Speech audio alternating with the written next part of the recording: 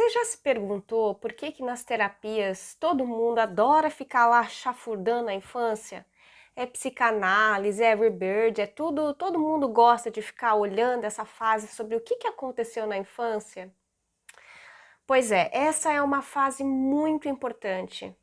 É uma fase onde a gente recebe até os 21 anos a educação receptiva, é onde a gente está aberto e receptivo que nem uma esponjinha para absorver o ambiente, as pessoas, as crenças.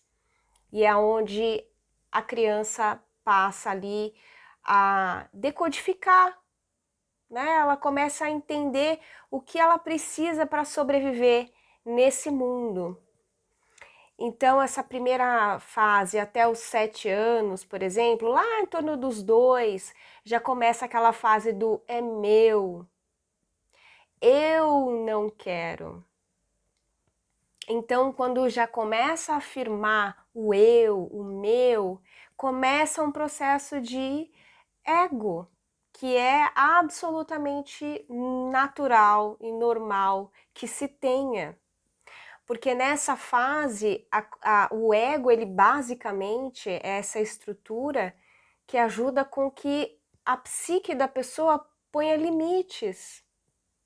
Então, uma coisa que eu fico muito impactada hoje é quando as pessoas tentam destruir a porra do ego. Sabe? Ah, não, porque é muito ego, é muito ego. Gente, o ego ele só é negativo quando ele é desestruturado. Porque o ego, na realidade, ele é fundamental. O que falta para as pessoas hoje é mais ego. Eu não estou falando de egoísmo, eu não estou falando de egocentrismo, né? Egolomania.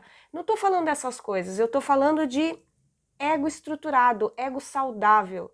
O ego ele tem que ser amado, respeitado. Porque aí sim ele fornece bases para o desenvolvimento da individuação. Ele fornece elementos que realmente ajudam com que a pessoa consiga impor limites. E o que hoje a gente mais tem? Gente que não sabe falar não, gente que quer se fazer de boazinha, gente que, né, quer ser a bonita pro mundo e não entende que nesse processo a pessoa está se deixando de lado. A pessoa não está se colocando a seu próprio favor. Está se desrespeitando nesse sentido. Então, quando a pessoa tem esse ego estruturado, impõe limites e ama esse conjunto, ama essa estrutura, se apoia nesse sentido, o ego é transcendido. Então, o grande objetivo no desenvolvimento, né, que tem um tempo para acontecer, é realmente transcender esse ego, aonde algo maior, né, uma ideia elevada, conceitos elevados, começam a superar esse núcleo, esse primeiro núcleo. O ego é chamado é um primeiro núcleo, né, onde a pessoa se coordena internamente. E depois disso, numa certa idade, conforme a pessoa vai amadurecendo, esse ego ele vai permanecer, ele nunca vai desaparecer, mas ele permanece, mas ele é transcendido, algo maior se expande através dele. Então, na primeira infância, a gente tem muitos desafios, porque cada um tem uma situação de vida, tem um histórico de vida, tem uma história para contar. E a gente vem de